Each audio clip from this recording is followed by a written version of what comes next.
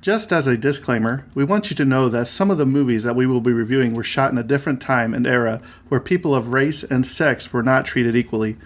We understand this and hope you do too.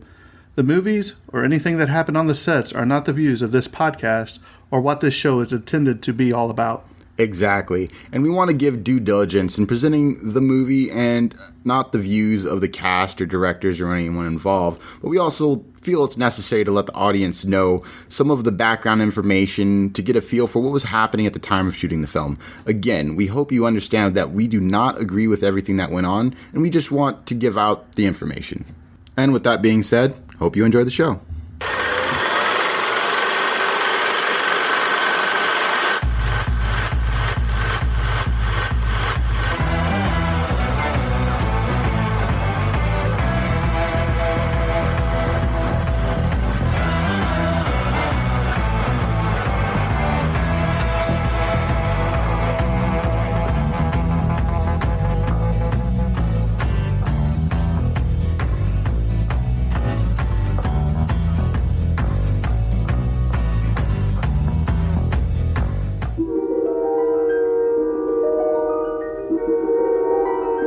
There is a fifth dimension, beyond that which is known to man. It is a dimension as vast as space and as timeless as infinity. It is the middle ground between light and shadow, between science and superstition, and it lies between the pit of man's fears and the summit of his knowledge. This is the dimension of imagination. It is an area which we call the Twilight Zone.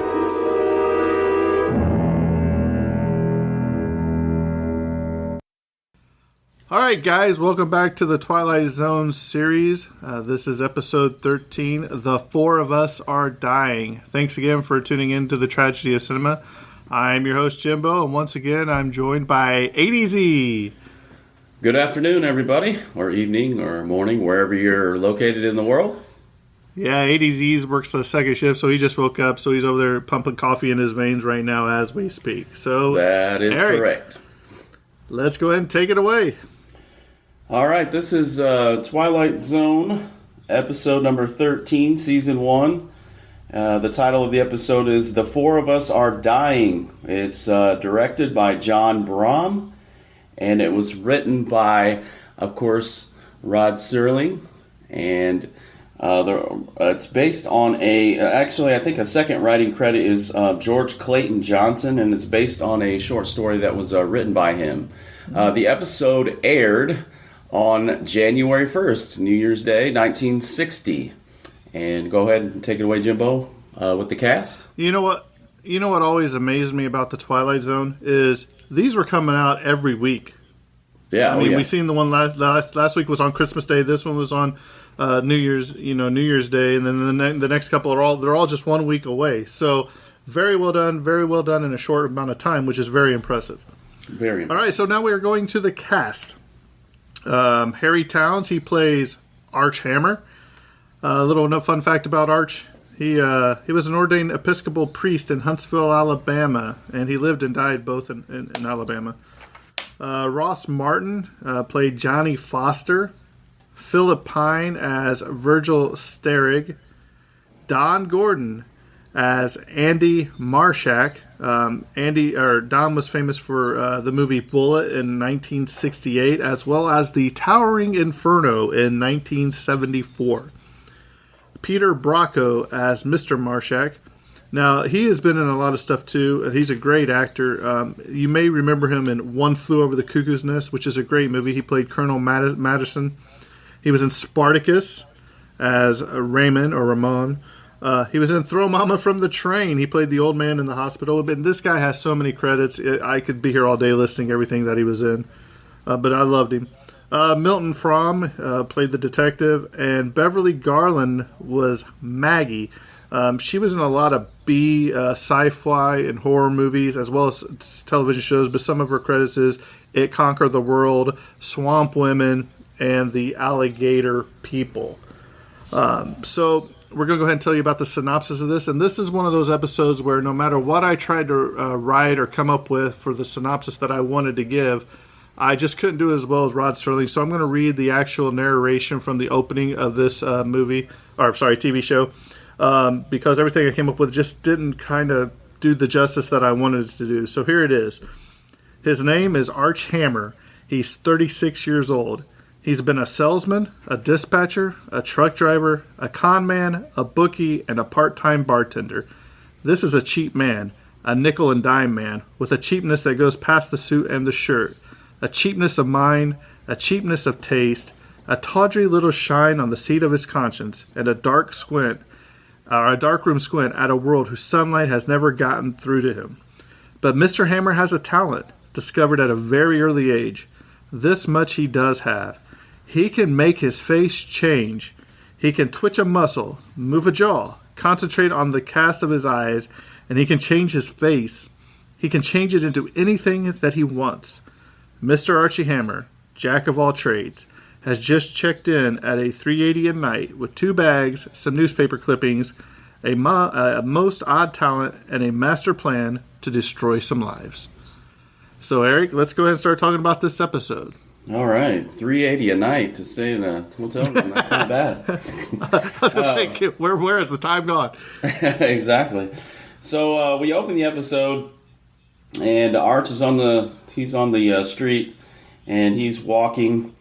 A lot of signs in the background. We see him enter a hotel room, and he signs his name into the guest book, and the narration that Jimbo just gave us, that is obviously playing in the background of the very beginning of the episode. Well, we realize very early on that Arch has this talent, and Rod Serling tells us that he has this talent that he can change his face. And as we come into the hotel room, like the bellhop drops off his his bags, and he gets settled in his room, and then the next scene we see him shaving in front of the mirror. And this is the first time that we really discover or realize that he has this talent. So as we're learning this, the camera sort of pans away from the mirror, and then when it comes back, Arch has changed his face to his whatever his next victim is. I guess we could say it that way, because he just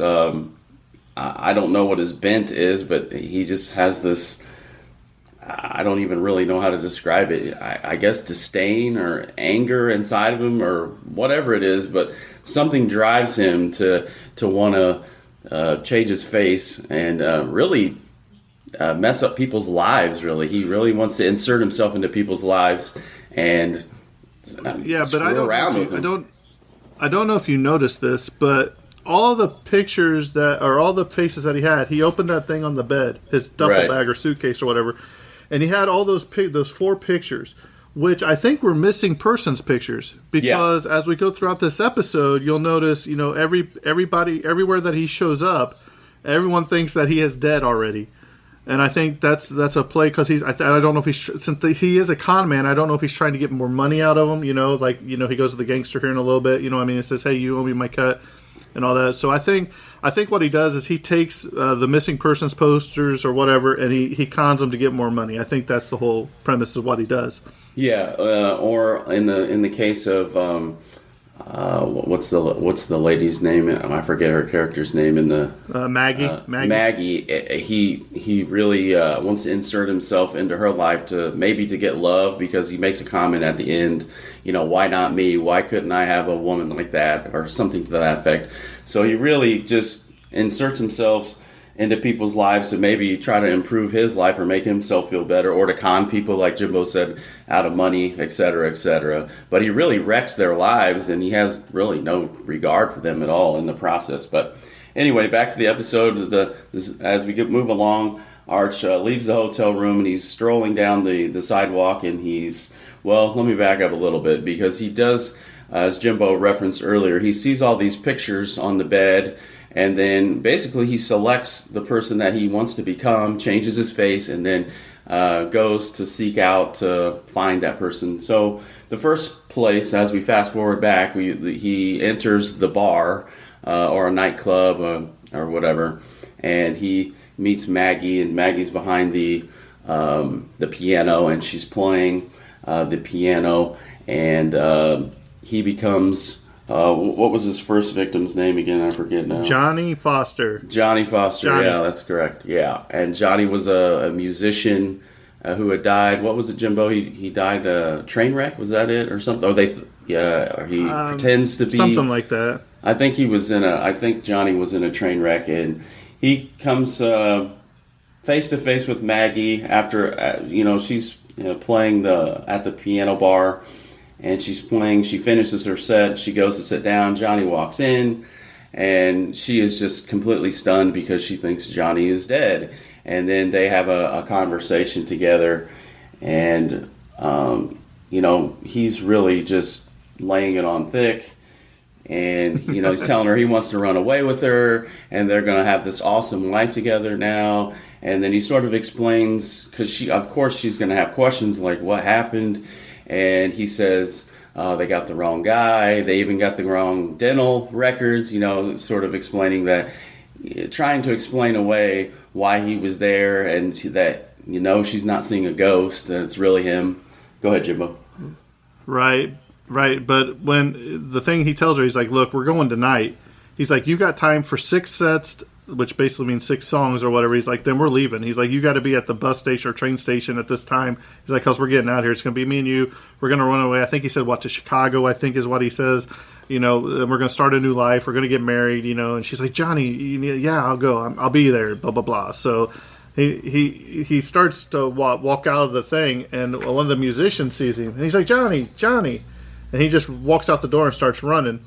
And so the guy runs out. He's like, Johnny. Well, by this time, he's like, goes to I think light a cigarette or something. Yeah. And let me get a light. And he turns around, and the face is changed again. Yeah. He's like, can I help you? He's like, I don't know who you are. He's like, but I'll take the light. You know what I mean? So he's like, oh, I thought you were somebody else, somebody that was just in the bar or whatever. And I thought that was really cool. That just by that he already changed his face to get away. You know what I mean? Okay. I think when we left off, we were talking about the scene. We had just covered the. Let me go back and start over. We were talking about the fact that there was some idea that one person was going to play all 4 parts in this particular episode. And a little trivia: though Hammer, Foster, and Sterig and Marshak had been planned to be performed by one sole actor using different makeup, the production crew timed the planned scene and noted his time wearing the makeup would exceed that of him in front of the camera, so the 4 actors were used. So we were just discussing a little bit before we had a little technical difficulty. We were discussing about how instead of using one actor made up in 4 different scenes or 4 different characters, 4 actors were actually used because of time and money costs. So go ahead, Jimbo. Well, that's what they said right there. They just said in that statement, they said, hey, we're going to be doing this for, let's say, even if we only do this for 10 minutes, he's only going to be on the screen for 30 seconds. So therefore, it's not worth the time to this when we just get somebody in the shadows to jump in and take his place. So they just went ahead and went with 4 actors, which is probably smart move on their part. So let's carry on. The next scene we come to is the scene where Archhammer decides he's going to change his face into really, I guess he was like a Chicago Al Capone type gangster guy, and it was actually I think his name was Verge Sterig, and he was gonna I think Verge or Virgil, I'm not sure if it was Verge or Virgil in the episode, but it's Virgil, yeah, and he's left for dead, I guess, in the river, though we come to find out, and he goes and meets with like the boss of the gang, and he tells him he wants his cut of the money because basically the gangster guys left him for dead in the river, and so he goes to meet with, I guess, what was the gangster guy's name? Pennell or Pennell? I think so. And he goes and meets Pennell in his like apartment or whatever, and he's confronting Pennell that they left him for dead. And that and he's all contrite. He's like, "Oh no, we were gonna pay you your cut." And there's a lot of confusion on Pennell's part because he thinks that Virgil is dead and he can't believe he's back. He's like he's seen a ghost. And so basically, Virgil strong arms him and basically, extorts this money out of him. And then this is where the scene starts to get good. When he leaves the apartment, two of Pennell's henchmen sort of greet him at the door, and Virgil runs down the street. Next we see him like in an alleyway after the apartment scene. Right, but you got to remember. I thought it was really cool that when he walks into the room, busts into the room where the gangster is, the guy stands up and basically, smashes his TV in shock and scared because he's like, this guy's supposed to be dead. And this is where he strong arms. He's like, hey, I was supposed to get 20% of the cut. He's like, but no, you put me face down in a river. He's like, I'm here to collect my cut. He's like, I got the money. He's like, let me just write you. He's like, no. He's like, it's over here in the drawer. He's like, you just stay right there. I'll go get it. And basically, he takes everything. He takes all the money now. And so he puts it. He's like, oh, by the way, he's like, not only is this mine, he's like, now you're going to pay me interest. So he's actually extorting him for more money than what he had. And I think right here will be the great opportunity to throw in our first contest word. We are running a new contest. Hopefully you saw the promo that I just put out. But I think the one word that we're going to put out for the first one, and the word will be faces. I think that would be an appropriate word for this episode and for the first word. So faces, please email faces to the tragedyofcinema@gmail.com for your chance to win the Tragedy of Cinema coffee mug, which will be drawn on October 31st. Remember, you can enter one time per episode. Just send your name and the word faces to the email. So, Eric, let's go ahead. So he's running down the alleyway, and the two henchmen are chasing him. The two gangsters are chasing him down the dark alleyway, and they got him cornered. Up against like a brick wall of a building or whatever, and he's really nervous. I got to change my face. I got to get out of here. And he sees a poster of what looks like an old boxer poster on the wall of the building. He's like, I got to get out of here. I got to change my face.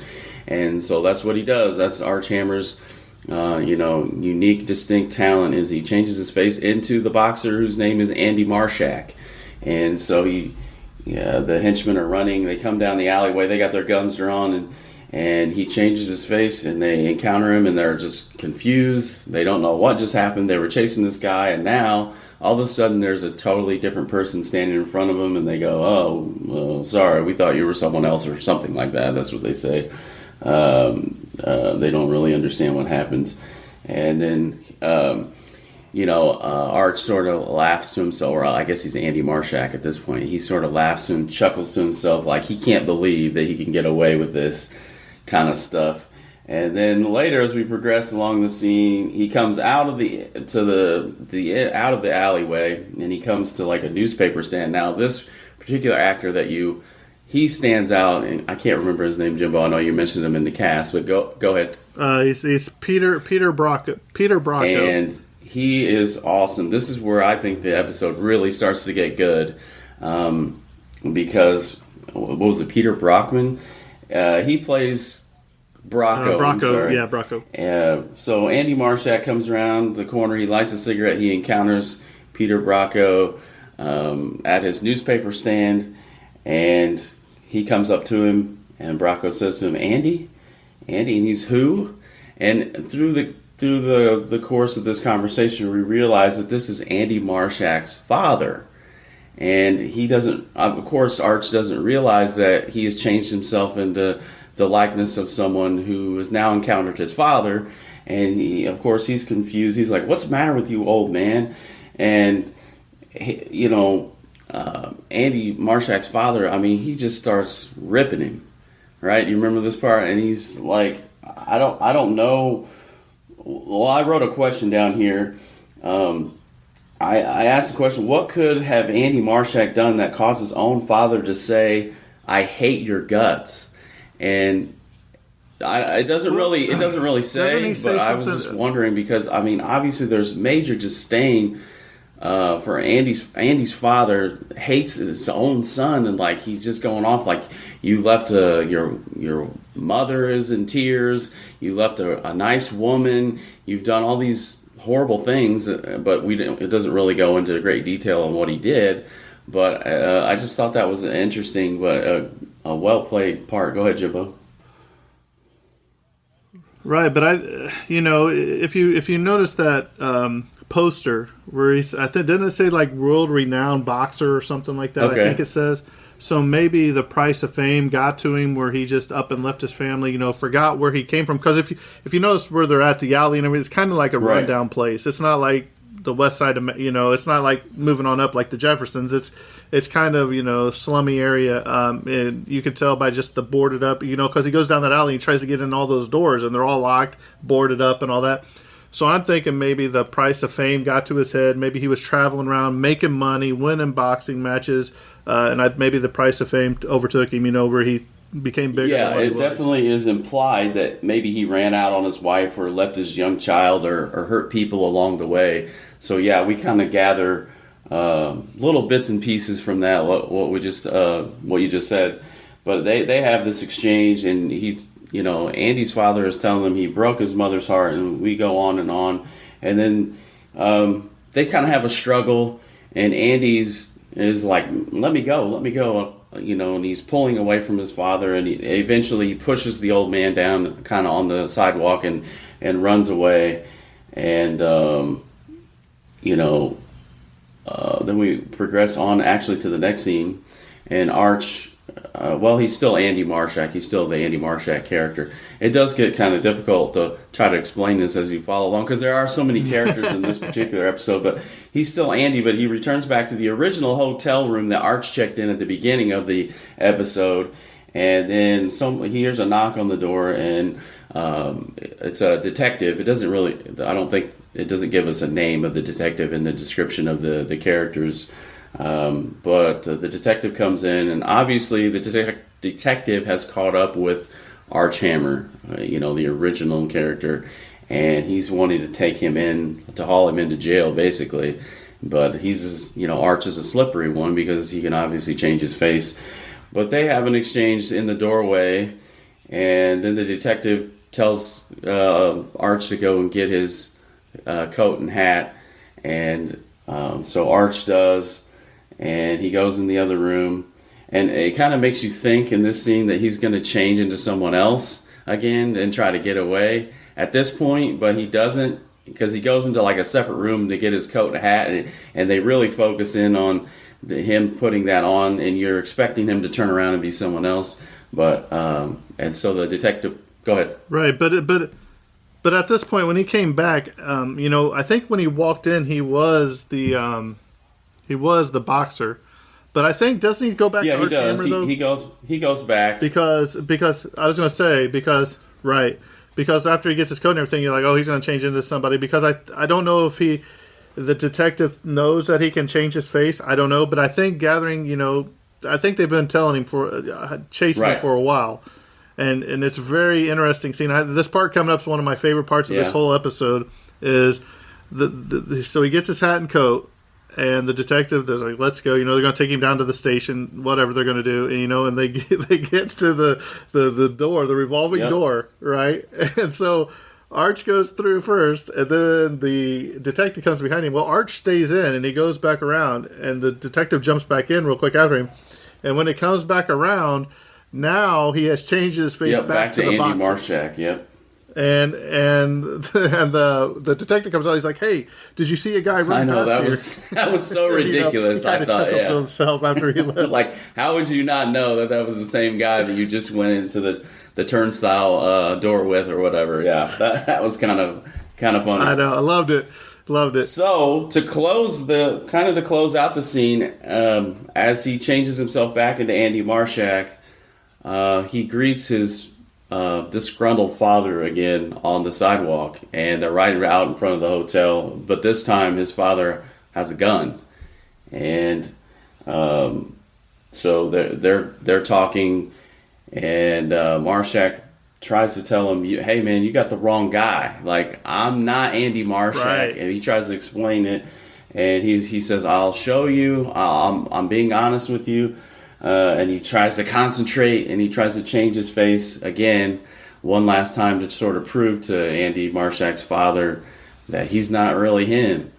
But before he could do that, the old man, Marshak's father, shoots him with the gun, and then obviously he falls to the ground on the sidewalk, and then all the four characters sort of change before our eyes as this man Arch Hammer lays on the sidewalk and dies from his gunshot wound.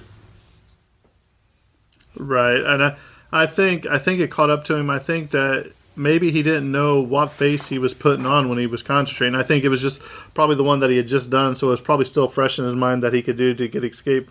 But the question that I have, since we're at the end of this episode, is, do you remember when he runs into the alley and, he's like, I got to concentrate, you know what I mean? And he's trying to close his eyes, he's trying to think real hard of what to turn into, and then he turns around and he sees that picture and then he concentrates and turns into him. Now, the question I proposed to you, now he was being chased by two henchmen, right? And he was in dire need to change his face. So what makes that any different? Because he would have less time going through that revolving door to change his face and concentrate than what he did in the alleyway. So I propose to you, Eric, why did it go quicker this time than when he was being chased down the alley? That's a really great question. I don't know. Maybe just for the purposes of the episode to make it more dramatic, maybe. But yeah, as far as time was getting goes, yeah, like I don't know. Like sometimes it took him like 5 seconds to change, and other times it was harder for him to change. I don't know. That might have just been a continuancy thing. Well, the one thing that could have happened, okay, is that when he did go get his hat and coat, he was already saying, okay, I got to come up with a face. I got to go, because he couldn't see any of the pictures on the bed, you know what I mean? So maybe he's just thinking in his mind back to that poster, and he was already in the process of moving his jaw and everything to change the face. So by the time that they got downstairs, it would already be, I mean, that's one way you could get around it. That's a pretty good explanation. So, great episode. I really like this episode. I'm not saying it's one of my favorites, but, being an old school Batman fan, Batman 66, there was a character on there called False Face, where he would use all kinds of prosthetics and change his face, just kind of like this. So who knows, maybe that's where the Batman came up with this, by watching some of this episode, you know what I mean? But I thought this was a good episode. It kept my interest because you never knew what was going to happen. And just the whole, the father, just, you don't know what went on there, just the struggle that, maybe, who knows how long this guy's been gone. It could have been years. That never really says, you know what I mean? So I think it's a good episode. This is also among a handful of Twilight Zone episodes to exclude the series title in the closing narration. There's only like 4 or 5 more listed here, but we'll cover those when we get to them. And this is the first instance in where Philip Pine's character identity is usurped. The second being The Outer Limits, The 100 Days of the Dragon from 1963. So, Eric, what did you think of this episode? I thought it was a good one. I definitely was captivated towards the end, like I mentioned earlier, with Marshak and his father, and that interaction. That was some great stuff right there, because it's the mystery of not knowing. I mean, it's implied, like the things we talked about before, but I just thought that was just a great piece in the middle, toward the end of the episode. That was just some good stuff. Right, and something else that my brain was trying to wrap around is, he told that lady that she only had 6 sets to finish, 6 songs basically to do, or 6 sets, whatever. So I'm trying to line up the timing. If he had time to go hunt, change his face, go back to the hotel, or go back to his hotel room, change his face to the gangster, go find where the gangster was at, do all that with the gangsters, run away from the gangster's henchmen, go run into the guy's father. How much longer was he going to have for the lady at the train station? Or maybe he had no intention of going back at all. He just did it to mess with her. But then again, he was like, he was wanting, you could tell he was always wanting to settle down. He was tired of being on the run, I think. He was looking for a way to escape all this, the pressure, and the cops are chasing him and all this. I think he was wanting just to find somebody to be and settle down so he could stop running. Yeah, that's a lot of questions you're left with at the end of this episode, for sure, yeah. Right, but that's what you do in the Twilight Zone. So, great episode, another great episode. So, well, I think this episode's coming to a close. Don't forget, we gave the one word for this episode earlier in the episode, so Hopefully you guys email the answer with your name to the tragedycinema at gmail.com for the drawing that will take place on October 31st about 8 o'clock. So with that being said, this episode is coming to a close, and that's a wrap. Take it away, Eric. And cut.